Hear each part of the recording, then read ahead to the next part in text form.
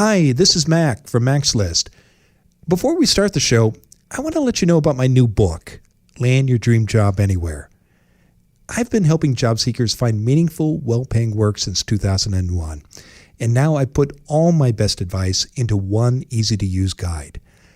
My book shows you how to make your resume stand out in a stack of applications, where you can find the hidden jobs that never get posted, and what you need to do to ace your next job interview. Get the first chapter now for free. Visit maxlist.org/anywhere.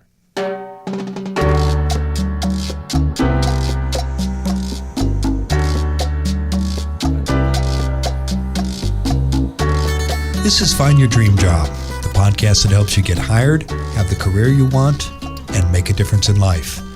I'm Mac Pritchard, your host and publisher of Mac's List. I'm joined by my co-hosts, Ben Forstag, Becky Thomas, and Jessica Black from the Mac's List team. This week, we're talking about how to bounce back after a layoff.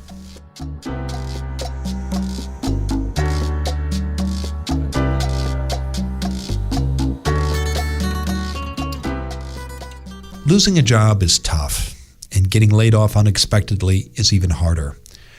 Our guest expert this week is Sherri Thomas. She says how we react to a layoff makes a big difference in how quickly we get our next job and the kind of job we get. Sherri and I talk in the second half of the show. The day after you leave your office after a layoff, you'll have lots of questions, especially about health insurance, unemployment benefits, and other matters. Ben has found a list of 49 frequently asked questions after a termination. He tells us more in a moment. As you prepare for a job interview, you discover you have questions about the ethical behavior of the employer. Should you bring this up in your interview? That's our listener question of the week. It comes from Janny Lung in Chicago, Illinois. Becky offers her advice shortly.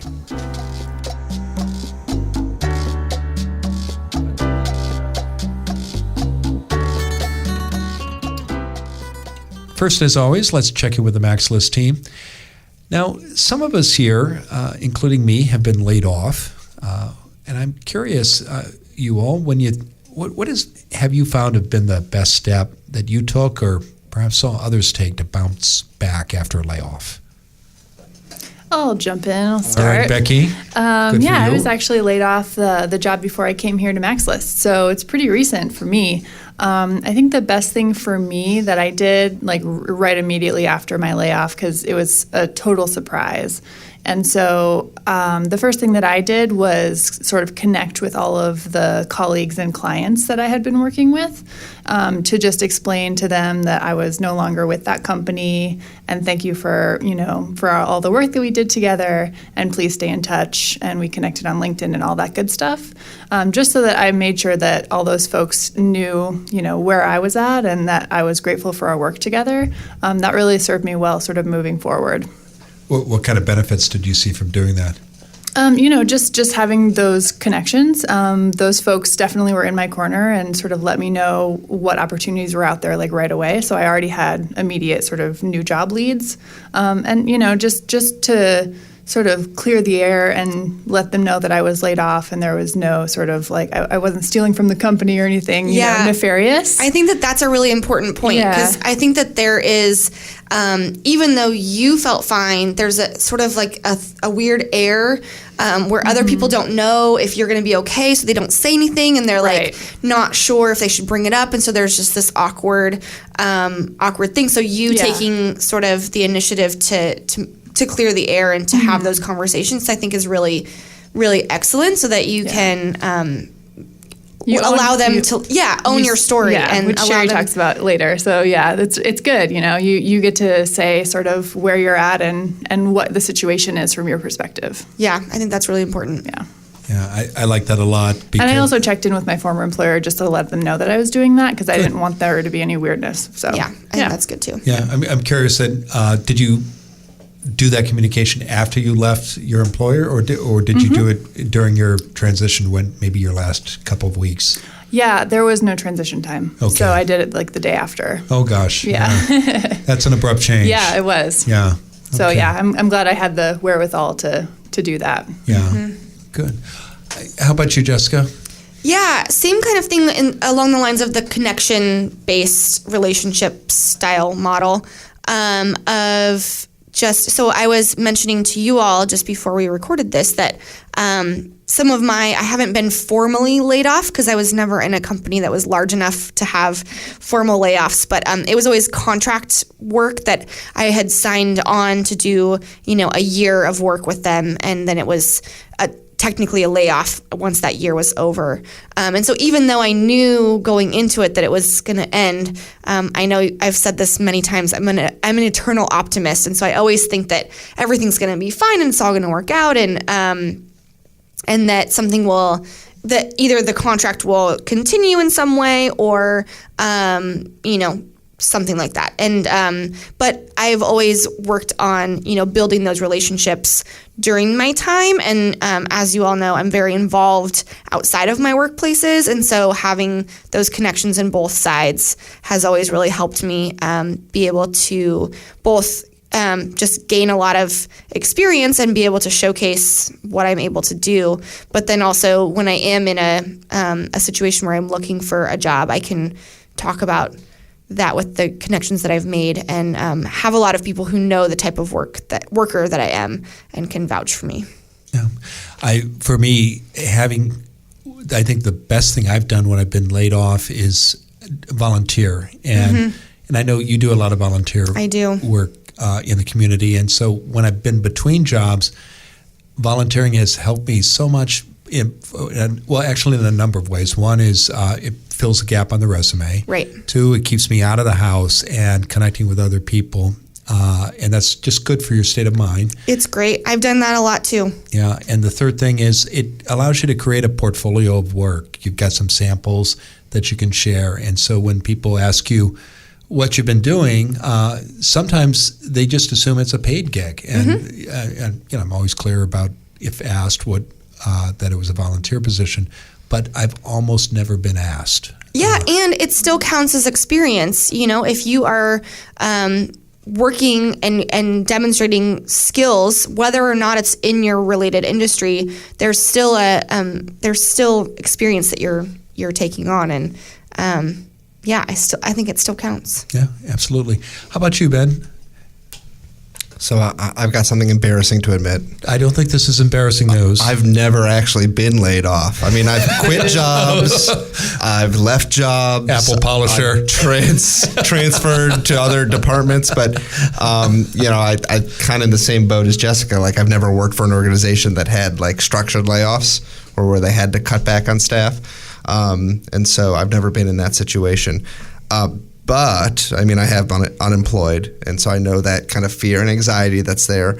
And I think the most useful thing for me is just taking a time out and getting your mind in order, because unlike Jessica, I am a pessimist when it comes to these things. And it's too quickly, it's for me I'm going to never find another job. I'm going to end up on the streets, that kind of thing. And those are all common reactions. Yeah. And thinking that. And they're completely illogical reactions. But the emotions are still very real. Yeah. It's the lizard brain that's telling you that.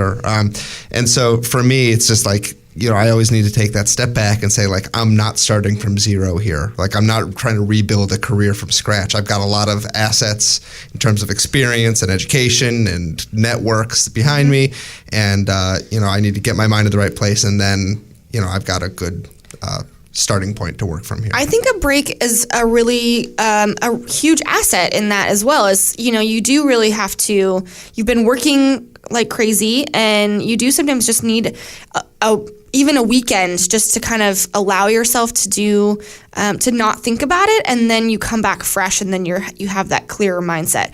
A lot of people just jump in and they are like, I can't take any time off, and so then they just stress themselves out and work themselves even more to a bone. And I think that the break is really necessary. Yeah, I know we've talked about that in the importance of that break in previous episodes. I remember an interview with Marsha Warner about how to cope with a job loss, and she recommended exactly what you're suggesting. Yeah, I think it's huge. Yeah. Well, good. Well, thank you all, and thank you for sharing those stories.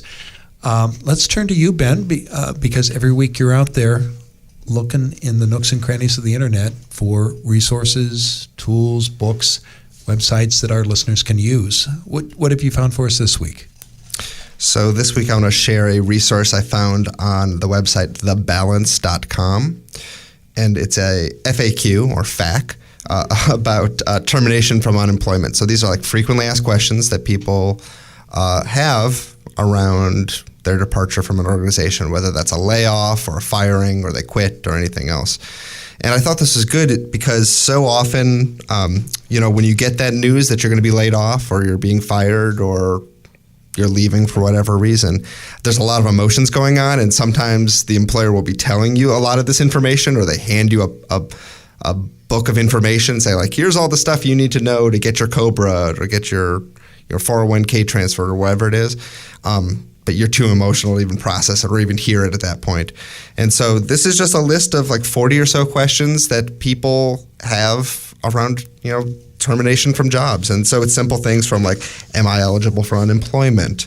Or how does my stipend or my severance package affect my unemployment? What do I do after termination in terms of like legal recourse if I felt like I was fired unfairly? Or just even simple like legal definitions about the different types of termination, whether you were fired versus laid off, what those things actually mean, and the consequences those have both for your job search into the future and for things like benefits for unemployment. So I thought this is a really nice primer. And if you're unfortunately in this situation where you have some questions about what's available to you and what's not, I urge you to check it out. Again, it comes from thebalance.com, and it's called FAQs about termination from employment. And as always, we'll have the URL in the show notes. Well, thank you, Ben. If you've got a suggestion for Ben, please write him, and we would love to share your idea on the show. Ben's address is easy to remember. It's ben@maxlist.org. Now let's turn to you, our listeners, and Becky joins us to answer one of your questions. So, Becky, what's in the mailbag this week?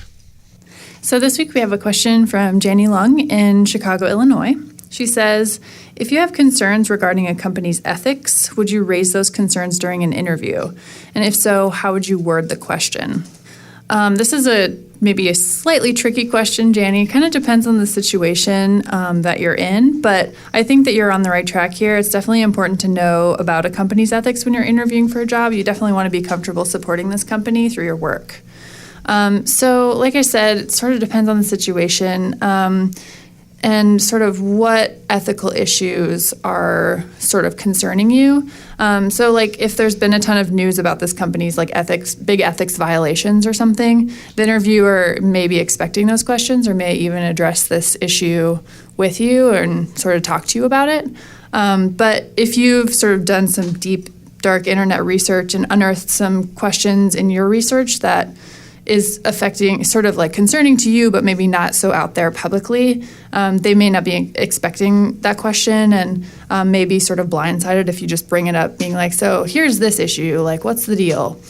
So I was thinking about this a little bit before we got on the show, and I was thinking you could try in the interview as you're sort of chatting to try to draw out some information from the person that's interviewing you by sort of talking about yourself and using those I statements as people talk about sort of communication styles and stuff. So try using like an I statement, like here's a little bit about me, like I value these sort of ethical values and this is sort of how I operate. And then sort of just give the interviewer sort of an opening to talk about that.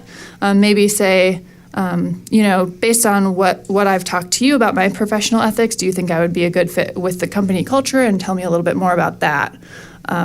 That would be probably the tactic that I would try, but good luck. That's sort of a tricky one. That is a tricky one, and it's hard to tell from the question how much information is out there or what issues specifically are concerning. Do you agree that like if it's like a big, buzzy news item about that company that you should just like address it head on? Or Oh yeah, definitely. Yeah? You think so? Especially like you said, they'll probably be expecting it, and yeah. I think that is really good because, we talk about this on this podcast and in other parts of our website that, doing your research is really crucial, and to be aware of what's going on in that company is really important. And then especially, it sounds like Janie is really concerned with ethics and needs to have her values aligned with a company, which I'm the same way, and so I completely understand and respect. Yeah. And so especially in that case where there's evidence sort of pointing in that direction, you can't always. I personally do trust the media, but you can't always just trust that, there's two sides to every story. So you need to kind of be your own reporter and be your own researcher and gather that information as well. And there may have been, faulty information given to that news report or that sort of thing that doesn't necessarily mean it's not the end all be all of that. And so being able to, and also to see how they react to when you talk about that as well of the news, whatever thing in the news it was. I think that will show you a lot about what the company, how they value themselves and who they are, how they respond to that. Yeah, if they are trying to cover it up or, change the subject really fast, then that might give you a red flag and make you feel like there really is something weird going on. But if they're really transparent and they say, yes, we did have a run-in with X, Y, and Z, and, we've learned a lot from that and we're moving forward to make changes make changes totally. And be better, then that might give you some areas that you're feeling a lot better about that. And it just, I think, opens the lines of communication that, especially, again, Janie, if you're feeling that this is really important to you, which I encourage you to continue along that path and make sure that your values are in line with your employer. Ben, you got to have a thought on this? Yeah, I actually think this is kind of a win-win situation for her. So bringing up a topic like this could be difficult, but I think increasingly organizations are like becoming hyper vigilant about their brand out there. And in fact, when you look at hiring, one of the big trends out there is like employers, they're not even trying to sell you on particulars of a job, they're trying to sell you on their brand. Look at Nike or GE and their careers page, and it's all about how amazing Nike is as a company. Very little about what you're actually going to be doing for Nike. So, saying like, oh, well, I happened to see a report on the news a few weeks ago about your company, and like, I bring that up. I think first the company's probably going to know about it ahead of time, and having people who are also aware of what the brand is out there in the public consciousness is important. Now, the other thing I would say here is that you can really treat this as an opportunity. Right. So you could present this as I know you've got this challenge out there because there's a public reputation, or your company has a reputation of being X, Y, and Z. So how can I help you in this new role to overcome that challenge, whether that's improved customer service or redefining our brand or fixing our business processes? I think you can use that as like a way to bring up a challenge the employer might have and then position yourself as a person who can help them overcome that challenge. But they have to be open to it. Yeah, now, that's what you have to figure out, I think, at the interview. Exactly. Right. Now, what I would say is like the win-win situation here is if they're not open to it and they're just slime balls, you don't want to work for them anyway, right. So you don't have to worry about scaring them off. Right. Yeah. But what I'm hearing, I think all three of you say is Lanny is right to explore this, not to rule out an interview based on perhaps some news stories. We don't know where her information is coming from. But to find ways to talk to the hiring manager about these issues. I can certainly sympathize and identify with this question because before starting my own public relations firm 10 years ago, I worked as a spokesperson for public agencies and elected officials, and I got hired because those places those people had problems with how they were perceived by the public. There were ethical problems that people or agencies weren't in trouble with the law, but there were perceptions that they weren't listening, they weren't connected to the community, that they were indifferent, and so some jobs I took, some I didn't, but the ones I took were those with employers who said, yes, I recognize I have a problem, and I need your help in fixing it, which goes back to your point, Becky. Yeah. Yeah, and I too, like you, Jessica, I'm an optimist, and I trust the media, but I also recognize there are always a couple sides two sides to every story. Always more information out there, and it's best to arm yourself with all of it. Yeah. Yeah, I've been in a similar situation, and this wasn't the media per se, but like when I was about to go in and interview in an organization, Googling their name brought up a bunch of people who were unhappy with the organization for whatever reason, right? And my approach is actually like I didn't try to dig too deep on whether this is true or not. I just said like, hey, you guys have a problem with how people are perceiving you on social media and on the internet. Like I type in your company name and it's all bad. We need to do something about this. And that was essentially my sales pitch. You come with some suggestions and they're like, oh, great. Like he can help us. We are ready to make this sort of positive change. You're positioning yourself for a win. Okay. But I think that it's really important, Janie, to trust your gut on this. And obviously there's a reason why you are wanting to bring up this ethics question in interviews. And I think that if you kind of quell that and push it down, you'll just still have that rattling in the back of your head. And I think it's better just to get it out there. And there are ways, like Becky mentioned before, to do it in a really easy and informative way that you are not accusing anyone, and it's just a conversation, and you're just getting information about it. So I encourage you to do that. Yeah, totally. Thanks, guys. Good luck, Jenny. Yeah. Well, thanks, Becky. And if you've got a question for Becky, please email her. Her address is becky@maxlist.org. And you can call our listener line. That number is area code 716-JOB-TALK. Or tweet it at us. And our Twitter account is MaxList. That's MACS_LIST. If we use your question on the show, we'll send you a copy of Land Your Dream Job Anywhere. And we'll be back in just a moment.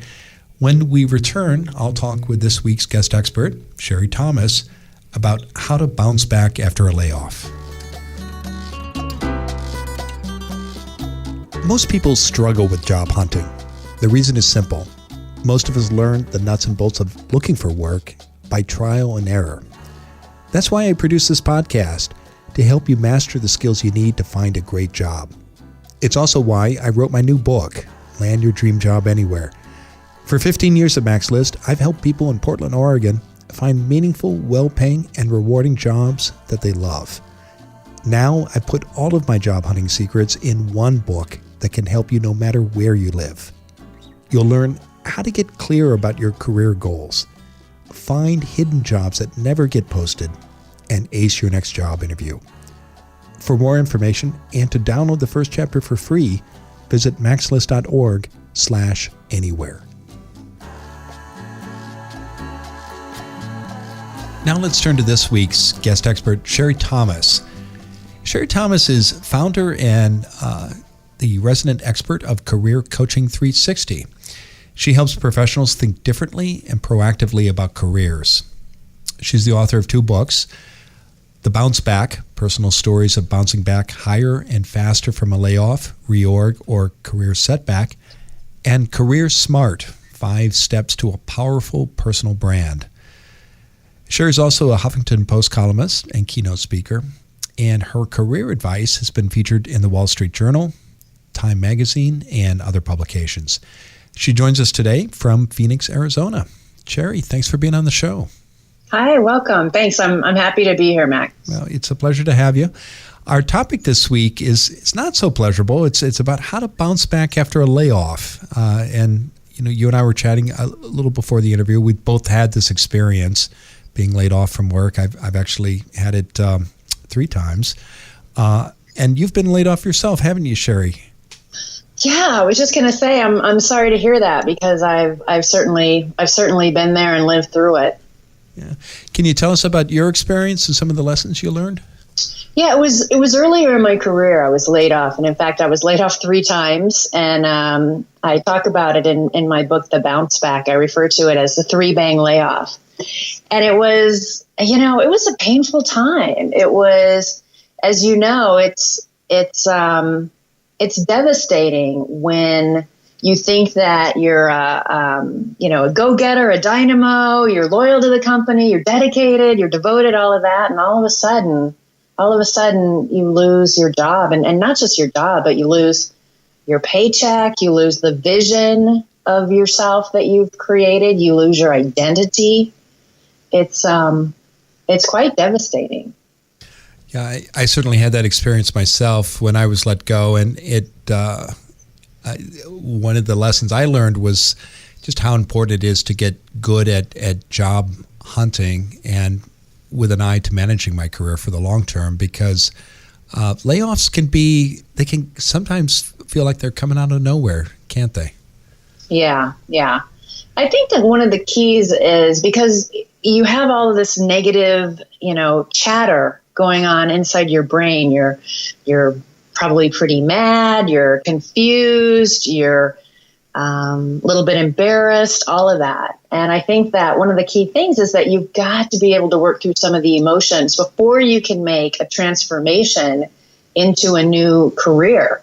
Part of my challenge is I thought that I was handling it okay. I thought I could kind of, dust it under the rug, and I just, would think, well, I'm just going to update my resume. I'll make a few phone calls. I'll be hired in a couple weeks. And that wasn't happening. And I realized that it's kind of the same thing as when you say to somebody, maybe you pass them in a hall and you say, "Hi, Mac, how are you doing?" And you say, "I'm fine." But I can tell, I can tell that behind that smile, there's something off. And when we go through a layoff and we're networking or we're talking to hiring managers at an interview, they can pick that up. They can sense that we're off. There's something that's not quite right. So one of the key things I think is really, really important is to work on your mindset. And you've got to be able to address those negative emotions that are coming up, whether you, pound a pillow, or you sit in your car in the garage and you scream, or, go out to the forest, be by yourself, whatever it is. But I think you need to really just deal with it. And you mentioned pounding pillows and going out in the forest. What are some strategies you've seen people use to fix that mindset? What's been effective with the people you've worked with?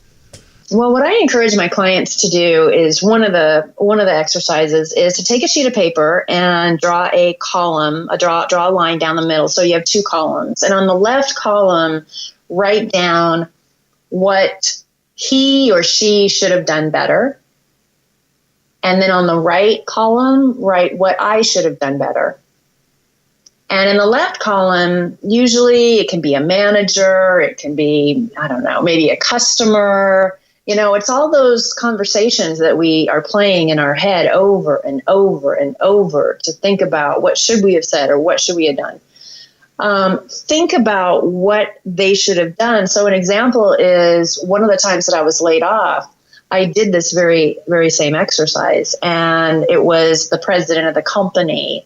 And I wrote down, it took me like 20 seconds to write down 10 things I thought he should have done better. He should have been in the office more. He should have given me more training.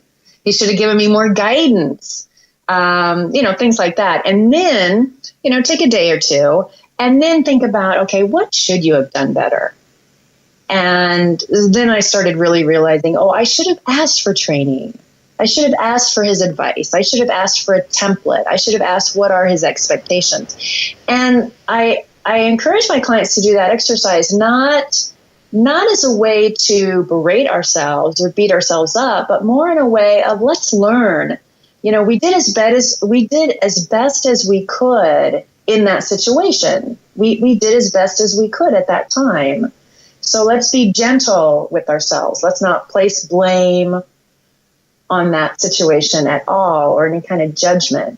But instead, let's just think about, from a learning lens, what could we have done a little bit better? And so once I was able to do that, I was really able to take those things that I could have or should have done better into my next job and into my next job after that and after that.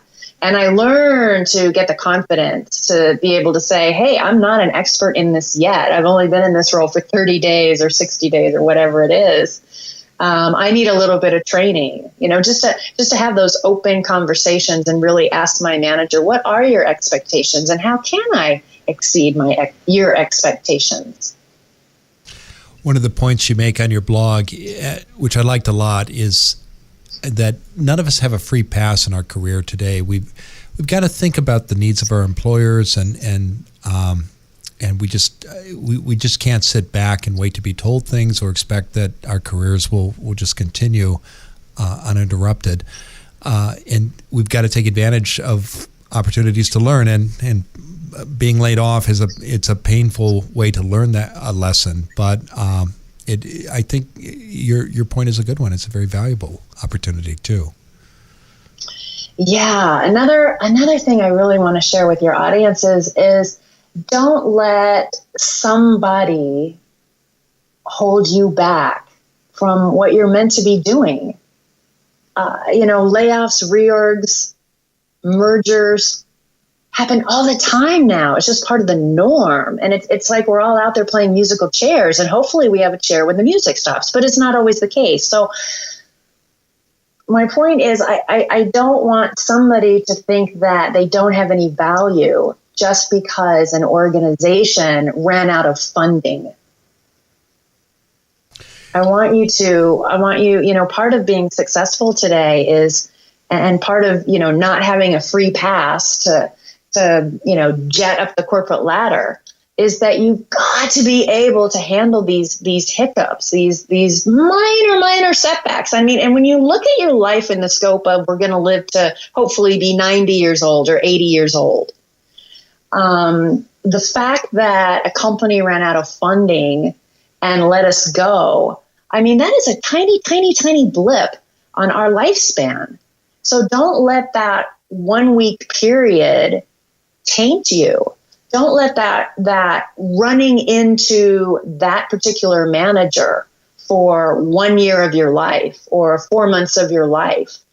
Don't let that person have the power to derail you from using your special gifts and talents in a way that you're meant to.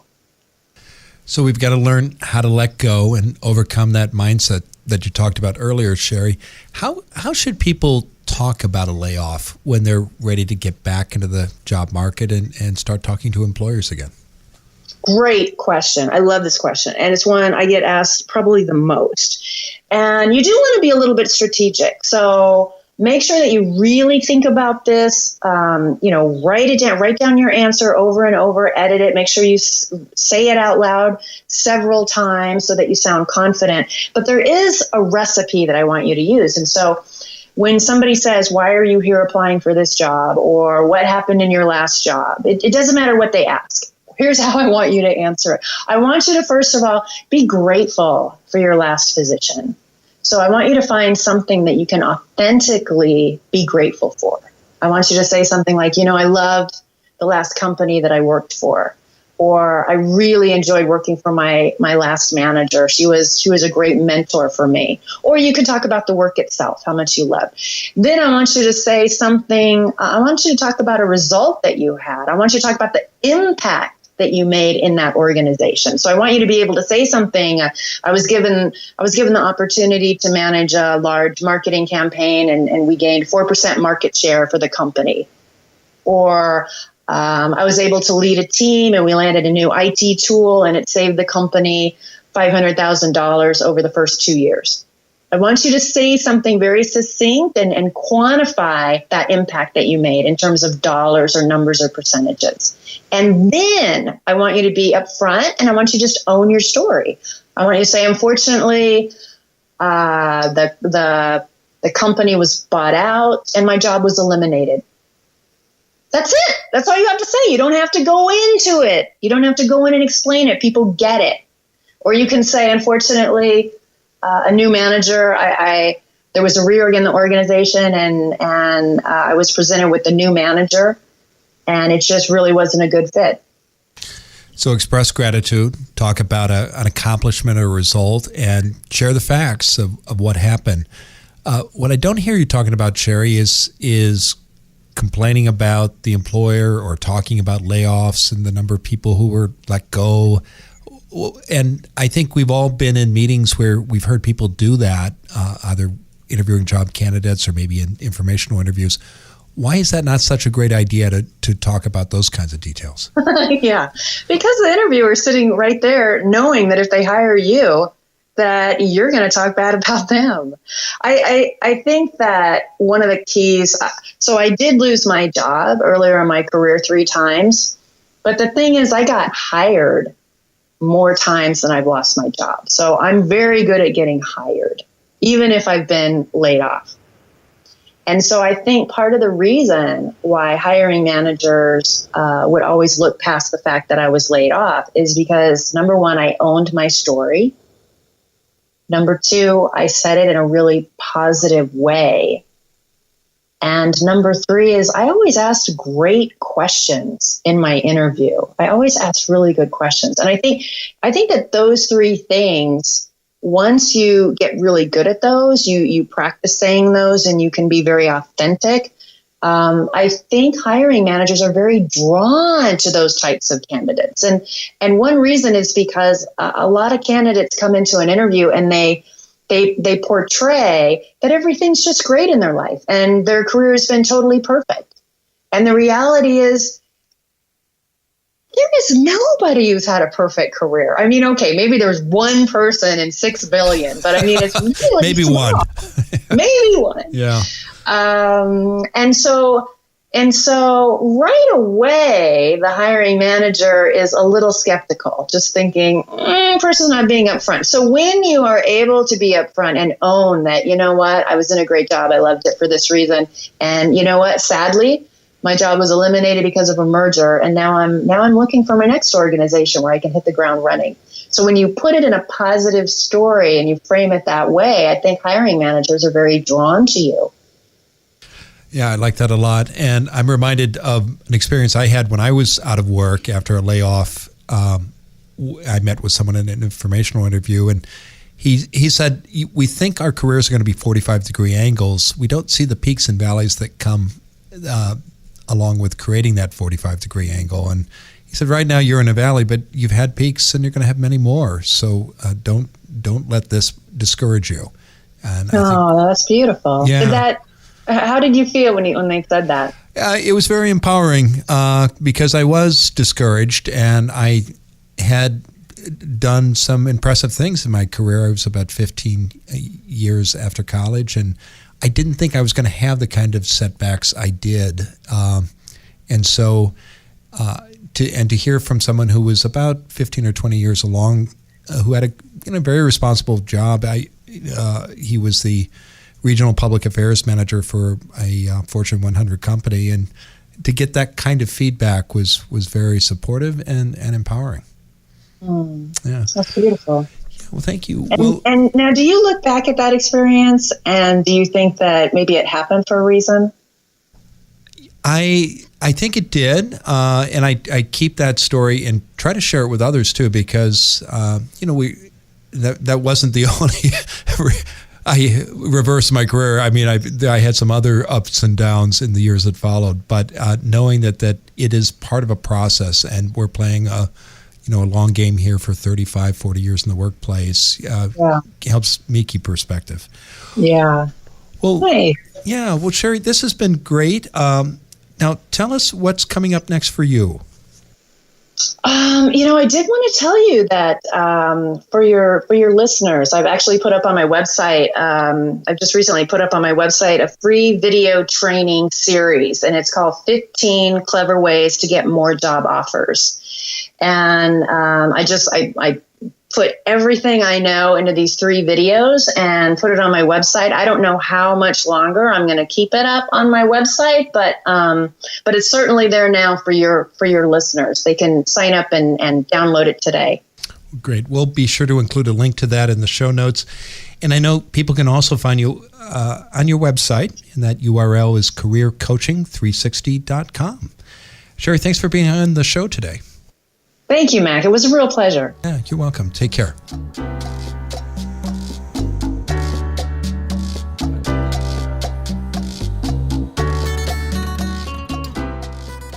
And we're back in the Max List studio. after my conversation with Sherri. What did you all think? Any initial thoughts? She was just great to listen to. It was a really fun interview to listen to. And again, you mentioned this at the beginning that it's not a fun topic, but her perspective on it was really, I think, great to have. And to be able to have some resources to be able to, I think going through a layoff is a very traumatic experience for a lot of people, and it feels like the end of the world, and that there's nothing that you can't come back from that. And she really gives some good resources for being able to do that, and to be able to. I hate the word like using of taking control back, but kind of that bringing yourself back and bringing the confidence back into yourself of being able to. Talk about it with grace and with clarity, that you can share that with other people, with prospective employers, and then with other people as well. But I liked that she mentioned that it's okay to sort of talk about it in that sort of vulnerable way of, I loved my job and I didn't want to get laid off, but I did, and here's what happened, and here's what I learned from it. And I think that that's a really great space to giving people the okay to feel that, and to say that's okay. Yeah, I totally agree, Jessica. It's definitely that when you're sort of preparing for your next job interview after being laid off, you're like, how am I going to talk about this? Like, there's some stigma around it. So I liked what she said about like rehearsing sort of what you're going to say and just getting clear about it, and not like dwelling on that too much, just being like, well, this is what happened, and, here's where I'm at. That you don't have to go into all the details, that you can just say, I loved my job and I was laid off, and it's very unfortunate, but here's what I want to do beyond that. Exactly. Yeah. It just can be like a 1 or 2 sentence thing. Because she's right. People get it. Like, people have been there. Absolutely. It happens. You don't have to make it as big of a deal, but I get that emotional piece too. It's tough. Of course. I think the key here is even if you didn't love your last job, you don't need to go into a whole lot of detail there. Right. I mean, it's, again, everyone's gone through it, or most people have. Most people get it. But we all tend to catastrophize it when it happens to us, because it is like an intense feeling. I've been there. Like, I know that fear and that anxiety and that upset. But when we're talking to hiring managers or networking contacts or anyone else out there, most people know that this is a part of life, and it's probably an increasing part of life as we have a more and more fluid economy, for lack of a better term. Yeah, exactly. I also like what she said about like right after you're laid off, like writing down sort of what you could have done better, as well as what your manager could have done better, because that sort of self-analysis is valuable as you're sort of thinking through, okay, what do I really want to be doing for my next job? You have a little bit of time, and you can do a little self-searching to just really be better and ready for your next job. I like that piece of advice. Yeah, and you touched on this, Jessica, just that perspective that she offered. Let's keep it in mind. This is painful, it's hard, and it hurts. But we're going to move on from it. Right, and in the long run, we'll be working for a long time, and this is important, but it's in the big scheme of things, it's not all that important. Right. I also loved her suggestion about just expressing gratitude when you talk about what happened and what you liked about a job, because almost every job has something that we enjoy, even the ones that didn't work out or we didn't particularly care for. Right, or we learned something from it, at least. Yeah. That reminds me of a strategy we've talked about in the past, of like the positive, negative, positive response to questions, where when you're talking about painful or difficult or touchy subjects, like you start with a positive, I really like this job because X, Y, and Z. You hit the negative very quickly. I left this job because of whatever reason, and then you immediately go back to a positive, so that you're answering the question and giving some context, but also, what that hiring manager is going to remember is the last thing they heard, which is the positive, and it really makes you look better as a candidate, as a professional, and you're not burning any bridges there. Yeah, in totally. Toastmasters, we call it a compliment sandwich. Ooh, I like that. Very nice. Well, thank you all, and thank you, Sherri, and thank you, our listeners, for downloading today's episode of Find Your Dream Job. If you like what you hear, you can sign up for our free weekly newsletter. And in every issue, we'll give you the key points of that week's show. We also include links to all the resources mentioned, and you get a transcript of the full episode. Now, if you subscribe to the newsletter now, we'll send you our new guide. It's called the Top Career Podcasts of 2017. Discover all the podcasts that can help you find a great job and build the career you want. Get your free newsletter and career podcast guide today. Go to maxlist.org/podcast. And join us next Wednesday when our special guest will be Rob Biesenbach. He'll explain how to tell your life story in a job interview. Until next time, thanks for letting us help you find your dream job.